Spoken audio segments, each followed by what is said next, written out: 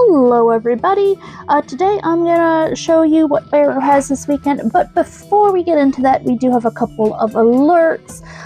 There are a Forma here up in Pluto. Now this is up for the next 6 days and 19 hours.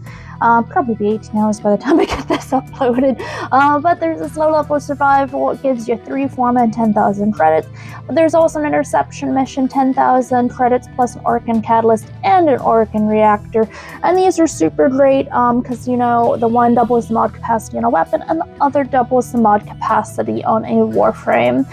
So lots of lovely items to help you with leveling or getting better stats on your frame.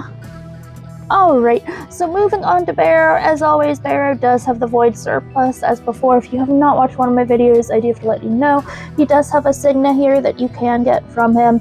I think it took me 7 or 8 Baro visits until I was able to get the Signa. With each box you open that you don't get the Signa, you have an increased chance in the next one. Now, you can only obtain this once, but as you can see, we've got all kinds of useful things in the reward list, and it only costs 50,000 credits. So I always recommend that you do this just because you never know what good things you could get. And here I got a 24-hour mod drop chance booster. I'm not too sure that that's the most useful thing, but one time I did get some Forma, one time I got an Exilus adapter, one time I got Orkan ducats. Anyway, you get the point. So Baro's got a whole lot of emblems here. Now this Lunar Horse, this is 1 credit. We've got a Murmured Lift. You know, usually I go in order, but I think this actually is in order, so we're just going to go through this here. So we've got literally every lunar renewal sigil or emblem under the sun. We've also got the Yeseed Lift of this cute little snake. We've got the Giving Snake, also very adorable with the boopable snoot. We've got the Jiachin Lift of this cute little dragon. We've got the Guaimeod Lift of this cute little rabbit.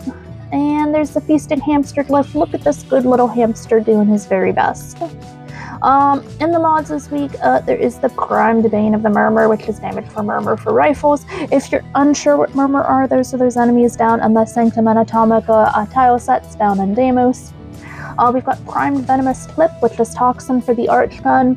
Now this I would actually highly recommend because farming Arch Gun mods is just a pain in the butt, honestly.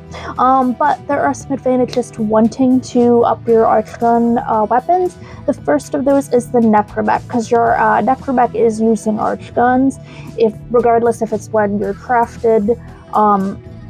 Once you get to a certain point and you're able to also make the adapter to be able to use Arch Guns out in the open world, for instance, when you're doing certain bounties, looking at you, Profit Taker, you might want to be using your Arch Gun. So that's a couple of reasons why you might want to improve your Arch Gun weapons. We've also got Primed Slip Magazine. Now this is magazine capacity in the pistol. Now I have this mod, but this is very weapon dependent. Now I got this because I do have a build guide up for the Synex. It is one of my favorite pistols to use. It has a very low starting magazine, and with the rate of fire and like how the weapon just works, I feel like it is better improved by having the magazine capacity because I absolutely love the weapon. However, this is not the case for everybody. I would recommend that you check into the weapon you're using, look at some guides before you decide whether to invest in magazine or ammo mods for sure. There's also Prime Pistol Armor Mutation, as I just said. This is very situational. We've got Prime Steady Hands, Weapon Recoil.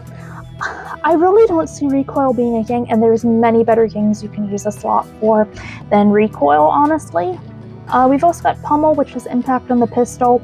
To be fair, I don't really think too many people are out there doing impact gangs.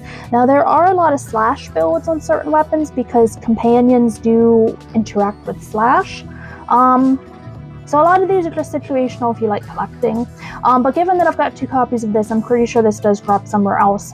I'm not sure where it does drop, but if you're interested in it, I would look for it on the Warframe wiki. We've also got a Primed Tactical Pump, which is reload speed in the shotgun. Now again, very situational, depends on the weapon you're using. Some weapons just feel better with some, like modifications that aren't necessarily direct damage. Like I mentioned, the slip magazine with the Cyanex, which is something I like. The tactical pump, I'm not sure where you would use this at, honestly, but it kind of depends how you feel about the weapon you're using. Some weapons do honestly feel better with reload speed or fire rate. He's also got a pedestal prime. He's got a stalker beacon if you want to just fight the stalker randomly for whatever reason. There is the Prisma Edo set. Looks like this, does get shinier. Prisma Edo chest plate, very little tiny. Chest knees. We've got the leg plates. Now these leg plates, they actually do work on certain Warframes. They're not bad, and you can see it's got some movement on it. We've got the Katir Sentinel wings. There is the Zephyr Immortal skin. Not bad looking, honestly, in my opinion. We've got the Quanta Alpha skin if you enjoy using this weapon. There is the Ignis Wraith. Now, if you're not part of a clan and you don't want to spend any platinum to get this blueprint off the marketplace, that is the only time I would recommend using the ducats. Otherwise, I would try to get the blueprint from joining a clan or off the marketplace, really. We have the Supra Vandal. It's an improved version of the Supra. One of my favorite weapons to use lately, honestly. Very high rate of fire, very high stored ammo. Super fun weapon. We've got the Neo 01 relic, can contain Vault parts or Rodonard parts if you're lucky, Forma if you're not. There's the Eminence color palette. I really do like this. That purple that you guys see on a lot of my Warframes, I get that off of this palette. And anytime you can get a palette that doesn't cost platinum, I always recommend going for it. We've also got the Katir Cornu diadem, which looks like this unicorn horn. We've got a Tanuka longsword skin. Interesting martial arts skin here if you're interested in that. We've got the Transmuter Operator hood. This is the ugliest fucking thing I've ever seen in my whole life. I literally cannot tell you guys how much I loathe this helmet. I am never going to buy this. I just don't even have words to describe how ugly it is. It is the ugliest damn thing.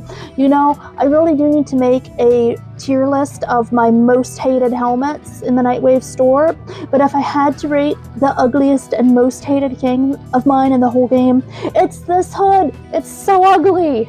We're moving on. There's Peculiar Audience. Killing an enemy has a 60% chance to use a certain void at an E cooldown 20 seconds. Guys, I don't have this one, so I'm not really sure what it does, but if you do have this mod and you know what it does, or you like the effect, let me know in the comments below. There's also the Ortis Refried, I said refried again. Ortis Reified statue. Listen, every time I see this, I keep saying refried because for some reason I just want Mexican food and that includes refried beans. But yeah, Ortis Reified. Gosh.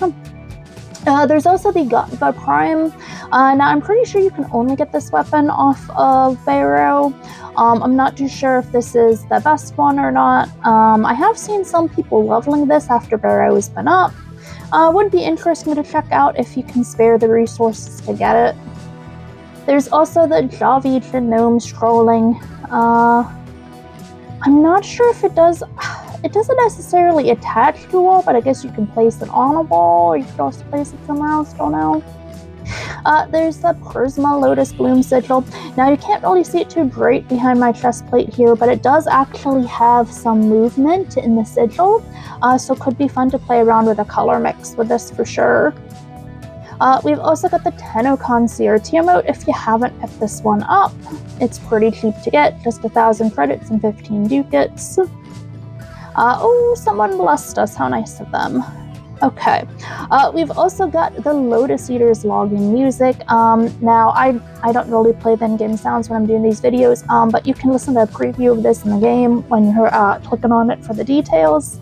There's also the Sands of an Artist blueprint that's here every time Baro's here. Oh, excuse me. Wow, I can't talk today, guys. I am so sorry. There's the Sands of an Artist blueprint. And then lastly, there is the Fey Path Ephemera. This is also here every time Baro is here. Yeah, if you need any cheap cosmetics, there it is.